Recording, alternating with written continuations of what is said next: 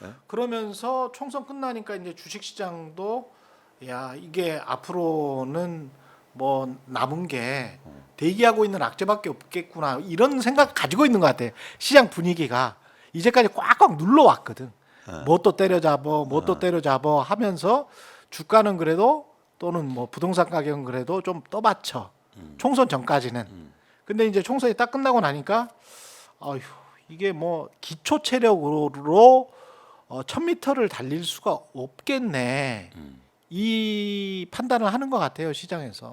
근데 전 그래서 단기적으로 좋게 봐요. 아 그렇습니까? 주식시장. 아 그렇습니까? 예. 예. 예. 그러니까 그런 부정적인 의견이 팽배했기 때문에 음. 사실은 저는 조금 더 좋아질 거가 더 남았지 않느냐. 아. 그래서 외국인들이 사는 것 같아요. 아. 저는 특히 이 주식시장에서 뭘 보냐면 일본을 보는데요. 네. 지금 일본에서 외국인의 자금이 빠져나오고 있어요. 아 그래요. 네, 그래서 이미 많이 올랐다? 많이 올랐습니다. 아. 그래서 3월 29일까지 일본 주식에서 외국인들이 94억 달러를 매도했는데요. 아. 근데 그 기간 동안 예. 한국에서 순매수가 외국인 순매수가 지속되고 있습니다. 이미 많이 빠졌고 환율도 상당히 높다. 그렇죠. 예. 그러니까 이거는 그러니까 많은 분들이 이런 얘기를 하시는데 예. 저는 주식 팔러 월스트리트도 가고 예. 그 최기점 씨가 비왕도 만나고 이런 사람입니다. 그래요? 아 예. 제가 그래서 예. 월스트리트 가서 비왕도 만나고 비왕 아시죠? 예. 그 한국에서 최고 예. 타이거 펀드 만든 예. 자가용 비행기도 있었어요. 뭐 그런 사람들이야 원래 당연히 있겠지. 제일 월스트리트의 제일 뭐 빌딩 제일 위층을 혼자 통째로 쓰고 있더라고요. 아, 와, 근데 제가 만난 맨하탄에서. 네, 예. 월스트리트에서. 예. 근데 제가 이 말씀을 왜 드리냐면 예. 뭐 외국인 투자자들이 환율이 오르면 네. 떨어질 걸 우려해서 주식 안 산다? 아니요. 예. 외국인들 똑같아요. 개인 네. 투자 같아요. 스팟만 봐요. 스팟. 지금 상황. 예. 그러니까 지금 쉽게 말해서 원화 달러 가치가 엄청 비싼 거잖아요. 예. 그럼 사볼만 한 거죠. 예. 환율이 올랐으니까. 달러는 충분히 올랐고 원화는 충분히 떨어졌다. 네, 그러면은 여기에서 뭐 올라봐야 1,400원인데 1,400원 찍고 내려온다고 하면 네.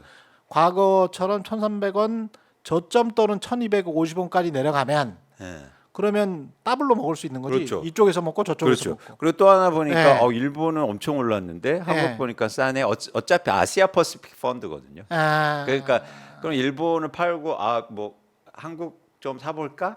근데 중국도 조금 바닥 찍은 것 같긴 해. 근데 중국 싸긴 좀 그래. 네, 그래서 그럼 한번 한국 좀 사보자. 그러니까 아시아 태평양에서 자산을 뭐 한 1,000억 불이다, 네. 1,000억 달러다라고 하면 이쪽으로 조금 옮겼다가 이쪽으로 조금 그렇죠, 옮겼다 하면서 그렇죠. 수익률 제고를 하려고 한다는 그렇죠. 거죠. 그런 변화가 네. 사실은 있어 보여서 네. 저는 어쨌든 올해 네. 조금 걸쳐서는 한국 주식시장을 되게 좋게 봐요. 그런 수급적 측면에서. 주식은 바로바로 이게 반영이 되니까. 그렇죠, 그렇죠. 그게 네. 우리나라 펀드멘탈하고 좀 다른 관점이라고. 그렇죠. 그러니까 펀드멘탈이 나빠져도 네. 주식은 오를 수 있거든요. 아 그렇습니다. 그렇잖아요. 그러니까 충분히 뭐냐면 더 떨어졌으면 그렇죠. 더 떨어졌으면 오를 수 있지. 그리고 예를 들어서 한국 예. 경제 상황 보니까 엉망이야. 근데 바닥이라고 보는 거죠. 예. 네, 그러면은 그러면 주식도 밸류에이션도 괜찮고 아, 뭐 일본 대비해서 나쁘지 않고 그러면 이제 삼성전자 좀 사볼까 이런 이제 환율도 그렇죠. 사실 높고 예.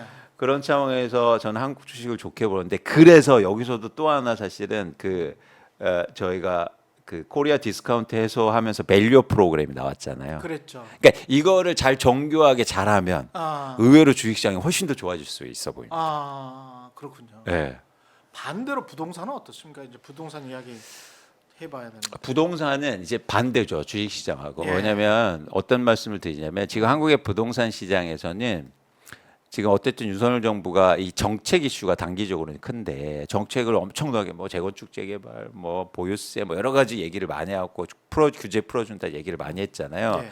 그래서 기대감이 되게 많아요. 예. 이제는 집값이 바닥지르고 오를 거야. 음, 근데 그 기대감을 누가 갖고 있겠습니까, 최 기자님?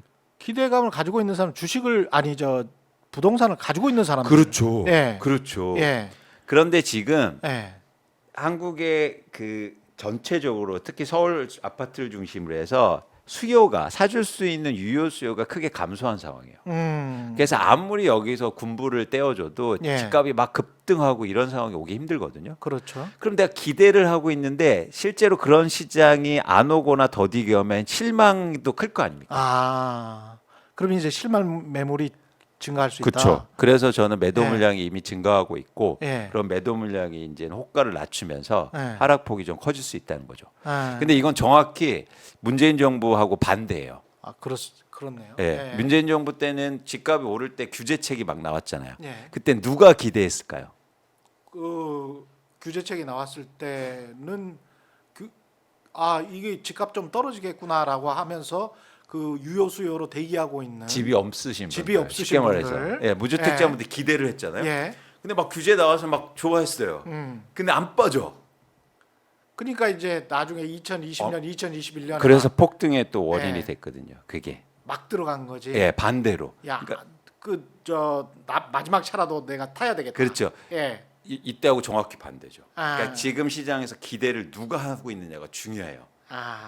심리적으로 그러네요. 그게 정책은 그런 효과가 있습니다. 그래서 정책이 항상 그런 얘기죠. 왜 이렇게 네. 시장이 안 먹혀? 아. 그건 바로 그 기대 때문입니다. 누가 또 기대를 갖고 있느냐에 따라서 달라져요. 그러네요. 예. 시장을 그래서 그렇게 이제 읽고 계신다. 예. 그래서 기대감을 갖고 있으나 그 기대감에 어긋나는 상황들이 벌어질 것이다. 그렇게 되면 매물이 굉장히 많이 나올 수 있다. 기대감이 우리가 금리 인하에 대한 기대감이 있었고. 그것도요. 마찬가지죠. 그렇죠. 어. 근데 그것도 좀 멀어지죠. 미국의 상황을 보면 멀어지고 있고. 예, 지금 그리고 한국은행은 오히려 이제 올려야 된다라고 말씀을 하시고 계시고, 네. 예, 한국은행은 이러지도 저러지도 못하면서 계속 동결로 가고 있고. 또 다른 기대감 중에서 또 다른 게 뭐가 있을까요? 아까 유효 수요와 관련해서도 대출이 좀 올라서 결국은 수요라는 게 대출 가지고 집을 살려고 하는 수요가 있어야 되는데 대출의 흐름을 보면은 지금 대출은 또 떨어지고 있더라고요. 감소하고 있습니다. 예. 그러니까 사실은 지금 집을 갖고, 그러니까 집을 쉽게 말해서 살 수 있는 수요는 기다리고 있고, 그리고 떨어지는 걸 기다리고 있는 상황이니까. 그렇죠. 그래, 대출을 막 일으켜서 사는 분위기는 아니죠. 그렇죠. 그러니까 결국엔 자산 가격이라는 게 내가 산 가격보다 누가 높은 가격을 사줘야 오르는 거잖아요. 근데 이 수요가 지금 한국의 부동산 시장은 충분치 않다라는 거죠. 예. 그러면 가격이 안 떨어질 수는 있어요. 그런데 아까 말씀드린 것처럼 집을 갖고 있는 사람들이 오르기를 기대를 많이 하고 있기 때문에 예. 안 오르는 것도 실망이 클 겁니다. 그렇죠. 이 재건축 이렇게 규제 완화해 줬는데 안 올라? 어. 그러면 그런 어떤 특히 투자로 보유하고 있는 분들이 워낙 많으니까 대한민국에서는 예. 그런 물량들이 많아지고 호가를 낮추면서 하락폭이 좀 커질 수 있다고 보고 있죠.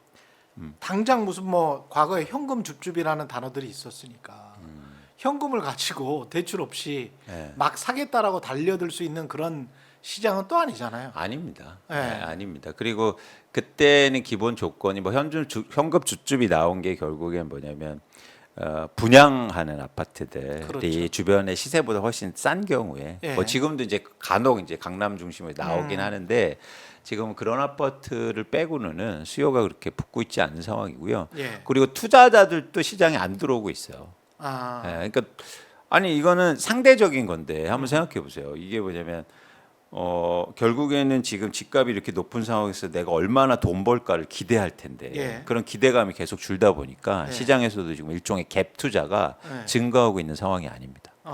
예. 그러면 이렇게 서로 버티기 양상인데 버티기 양상을 하다가 뭔가 트리거가 있을 거 아니에요. 뭔가 방아쇠가 있을 텐데 그 하락 여전히 이제 하방 압력이 심할 것이다 이렇게 보고 계시는 거잖아요. 네.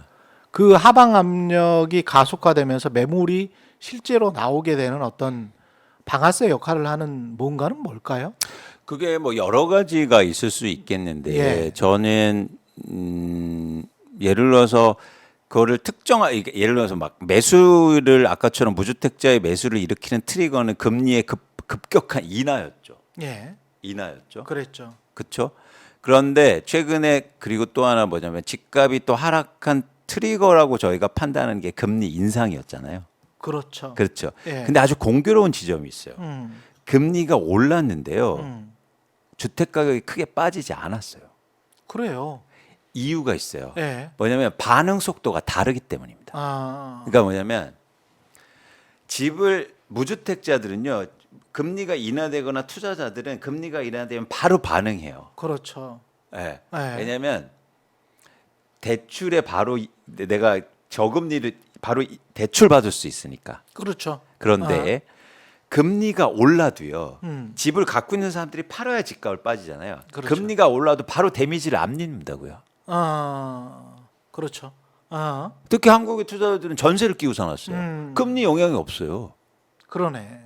예. 그런데 그래서 이 집값 하락은요 서서히 일어나요.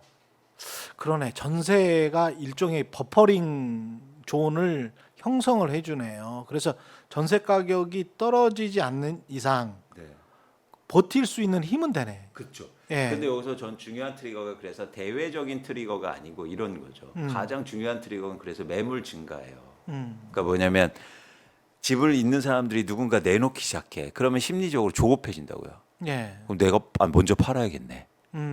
이런 효과들이 자산 시장에서 분명히 나타나거든요. 그렇지. 그래서 잘 보시면 예. 글로벌 금융위기가 2008년도에 오지 않습니까? 예. 2008년도에 집값이요 크게 안 빠져요.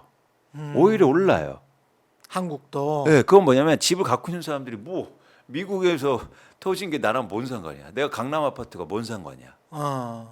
그래서 빠졌다가 2009년도에 또 올라요. 기억납니다. 예. 예. 그런데 그 이후로 해서 큰 매크로한 변화가 트리거 없는데 계속 2013년까지 빠져요. 2010년부터 쭉 빠지지. 쭉 빠져 예. 3년 동안. 그러면서 저점을 형성하는데 그것처럼 집을 갖고 있는 사람들은 서서히 반응한다는 거예요. 그러네요. 주식하고 완전히 다르네. 완전히 다르죠. 예, 반응 속도가. 주식은 둘 다 민감하게 반응해요. 그렇죠. 사는 사람도 민감하게 사고 그리고 뭐냐면 파는 사람도 민감하게 팝니다. 그런데 부동산 시장은 이 시차가 달라요. 예. 그래서 무주택자분들은 이 시차를 적응해야 돼요. 그러니까 제가 계속 강조하는 게 내 집 마련을 잘하려면 집을 갖고 있는 사람 입장에서 생각해야 된다고요. 역설적으로. 예. 내가 집을 갖고 있으면 지금 어떨까?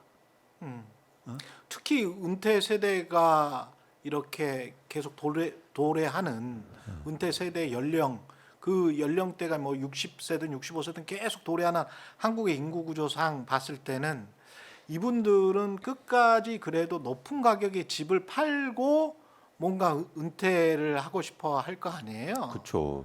그러면 그 세대는 뭔가 높은 가격이다. 근데 그게 막 9분응선, 8분응선 아유 이제는 도저히 못 기다리겠다라고 하면 대거 내놓을 가능성도 있네요. 어떤 미래 특정 시점에. 그렇죠. 그렇죠? 그래서 그런 시점에 오면 예. 이제 일종의 바닥을 찍는 겁니다. 그러니까 바닥이라는 정의는 자산 시장에서 예. 여러분들이 꼭 아셔야 될 게 있어요. 예. 주식이나 부동산 투자를 잘 하시면 바닥에 대한 규정을 잘 하셔야 돼요. 사람들은 바닥이라고 얘기하면 더 안 빠진다를 생각해요. 예. 그건 바닥이 아닙니다. 그게 아니고. 예. 예. 바닥은요 그 이후로부터 올라야 돼요. 그러니까 우리가 자꾸 주식이나 부동산 살 때 이 정도 가격에선 더 안 빠지겠지 하고 사요. 예. 그건 바닥 개념이 아니에요. 그거는 돈을 보는 관점이 아니라고요.